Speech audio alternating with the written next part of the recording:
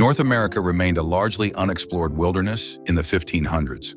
While a few Spanish settlers lived in St. Augustine, Florida, and French traders maintained outposts in Nova Scotia, the continent still belonged to Native Americans. In 1585, the English tried to start a North American colony on Roanoke Island, off the coast of North Carolina. The settlers stayed for a year, then they went home. A second group arrived in 1587, but they mysteriously disappeared. In 1607, another group settled the Jamestown colony in Virginia. While it suffered great hardships, the colony succeeded. Over the next century, the English established a total of 13 colonies. They were Virginia, Massachusetts, Rhode Island, Connecticut, New Hampshire, New York, New Jersey, Pennsylvania, Delaware, Maryland, North Carolina, South Carolina, and Georgia. By 1750, nearly 2 million Europeans lived in the American colonies. Still others came from Africa, most of them transported as enslaved persons. Why did they come? Why did these Europeans leave their homes in the Old World? While a few nobles owned land, most people in England were farmers who rented small plots from the nobles. Eventually, however, the landowners started making more money by raising sheep than by renting to farmers. Farmers were turned out of their homes, leaving America as their only opportunity. Others came to the colonies in search of religious freedom. In Europe, each nation had an official state church, such as the Anglican Church of England, which everybody had to attend. Those who refused to practice the state religion were sometimes sent to prison. Religious dissenters, like the Puritan Pilgrims, voyaged to America to practice their own religion. The first 13 states of the United States of America were comprised of the original British colonies established between the 17th and 18th centuries. While the first English settlement in North America was the Colony and Dominion of Virginia. Established 1607, the permanent 13 colonies were established as follows. The New England colonies, New Hampshire province, chartered as a British colony in 1679, Massachusetts Bay province, chartered as a British colony in 1692, Rhode Island colony, chartered as a British colony in 1663, Connecticut colony, chartered as a British colony in 1662. The Middle Colonies, New York province, chartered as a British colony in 1686, New Jersey province, chartered as a British colony in 1702, Pennsylvania province. A proprietary colony established in 1681, Delaware colony, before 1776, the lower counties on the Delaware River. A proprietary colony established in 1664, the Southern Colonies, Maryland province. A proprietary colony established in 1632, Virginia Dominion and Colony. A British colony established in 1607, Carolina province. A proprietary colony established 1663, divided provinces of North and South Carolina, each chartered as British colonies in 1729, Georgia province, a British colony established in 1732. Establishment of the 13 states. The 13 states were officially established by the Articles of Confederation, ratified on March 1, 1781. The Articles created a loose confederation of sovereign states operating alongside a weak central government. Unlike the current power-sharing system of federalism, the Articles of Confederation bestowed most governmental powers to the states. The need for a stronger national government soon became apparent and eventually led to the Constitutional Convention in 1787. The United States Constitution replaced the Articles of Confederation on March 4, 1789. The original 13 states recognized by the Articles of Confederation were, in chronological order, Delaware ratified the Constitution on December 7, 1787. Pennsylvania ratified the Constitution on December 12, 1787.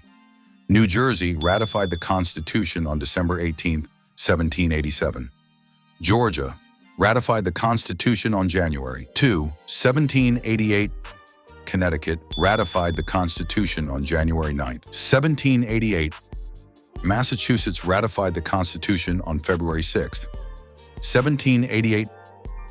Maryland ratified the Constitution on April 28, 1788.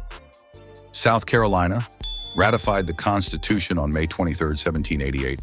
New Hampshire ratified the Constitution on June 21, 1788. Virginia ratified the Constitution on June 25, 1788. New York ratified the Constitution on July 26, 1788. North Carolina ratified the Constitution on November 21, 1789. Rhode Island ratified the Constitution on May 29, 1790. Along with the 13 North American colonies, Great Britain also controlled New World colonies in present-day Canada, the Caribbean, as well as East and West Florida by 1790. Today, the process by which U.S. territories attain full statehood is left largely to the discretion of Congress under Article 4, Section 3 of the U.S. Constitution, which states, in part, "The Congress shall have power to dispose of and make all needful rules and regulations respecting the territory or other property belonging to the United States." Brief history of the U.S. colonies. While the Spanish were among the first Europeans to settle in the New World, England had by the 1600s established itself as the dominant governing presence along the Atlantic coast of what would become the United States. The first English colony in America was founded in 1607 in Jamestown, Virginia. Many of the settlers had come to the New World to escape religious persecution or in hopes of economic gains. In September 1620, the Pilgrims, a group of oppressed religious dissidents from England, boarded their ship, the Mayflower, and set sail for the New World. Arriving off the coast of what is now Cape Cod in November 1620, they established a settlement at Plymouth, Massachusetts. After surviving great initial hardships in adjusting to their new homes, colonists in both Virginia and Massachusetts thrived with the well-publicized assistance of nearby indigenous groups. While increasingly large crops of corn kept them fed, tobacco in Virginia provided them with a lucrative source of income. By the early 1700s, a growing share of the colony's population was comprised of enslaved African people. By 1770, the population of Britain's 13 North American colonies had grown to more than 2 million people. By the early 1700s, enslaved Africans made up a growing percentage of the colonial population. By 1770, more than 2 million people lived and worked in Great Britain's 13 North American colonies. Family life and population growth in the colonies. The American colonists were both industrious and especially prolific. Vast areas of easily obtained, agriculturally rich land encouraged early marriages and large families. Needing partners and children to maintain their farms, most colonists married in the teens, and families of 10 or more members were the rule rather than the exception. Even in the face of many hardships, the population of the colonies grew rapidly. Eager to move to what they viewed as a land of opportunity, immigrants from Europe and Great Britain itself streamed into the colonies. Both the colonies and Great Britain encouraged immigration, with English Protestants especially welcome.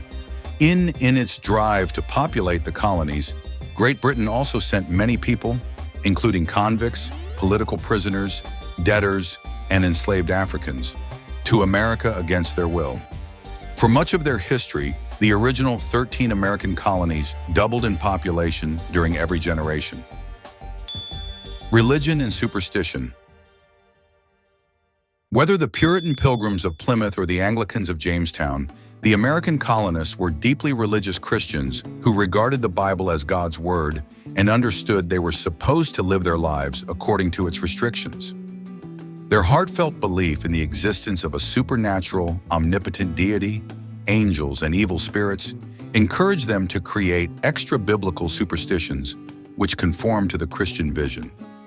The colonists tended to automatically identify Native Americans with menacing dark forces. Even Edward Winslow of Plymouth Colony, who encouraged friendly relations with the Native Americans, claimed they worshiped the devil and could cast spells, wither crops, and hurt or heal at will. Fellow colonists could also harness this power, however, and so had to be carefully watched for signs of witchcraft. Every colony demanded that its residents conform strictly to social norms. Even in the liberal colonies of New York and Pennsylvania, which welcomed people of all religions and nationalities, any aspect of a person's life which seemed out of the ordinary warranted suspicion. Certainly, the most famous example of this was the Massachusetts Salem witch trials of 1692 to 1693, which resulted in 185 colonists, mostly women accused of witchcraft, 156 formally charged, 47 confessions, and 19 executed by hanging. Although marginalized groups, mainly women, were the most frequent targets of accusation, anyone from any social class could be suspected or accused of conferring with the devil to practice the dark arts. Government in the colonies. On November 11, 1620, before establishing their Plymouth colony, the Pilgrims drafted the Mayflower Compact, a social contract in which they basically agreed that they would govern themselves. The powerful precedent for self-government set by the Mayflower Compact would be reflected in the system of public town meetings that guided colonial governments across New England. While the 13 colonies were indeed allowed a high degree of self-government, the British system of mercantilism ensured that the colonies existed purely to benefit the economy of the mother country. Each colony was allowed to develop its own limited government, which operated under a colonial governor appointed by and answerable to the British Crown. With the exception of the British-appointed governor, the colonists freely elected their own government representatives, who were required to administer the English system of common law. Significantly, most decisions of the local colonial governments had to be reviewed and approved by both the colonial governor and the British Crown, a system that would become more cumbersome and contentious as the colonies grew and prospered. By the 1750s, the colonies had started dealing with each other in matters concerning their economic interests, often without consulting the British Crown. This led to a growing feeling of American identity among the colonists, who began to demand that the Crown protect their rights as Englishmen, particularly the right of no taxation without representation. The colonists' continued and growing grievances with the British government under the rule of King George III would lead to the colonists' issuance of the Declaration of Independence in 1776, the American Revolution, and eventually the Constitutional Convention of 1787. Today, the American flag prominently displays 13 horizontal red and white stripes representing the original 13 colonies. These 13 states started it all, a story of dreams, struggle, and hope. Thanks for exploring history with PM History.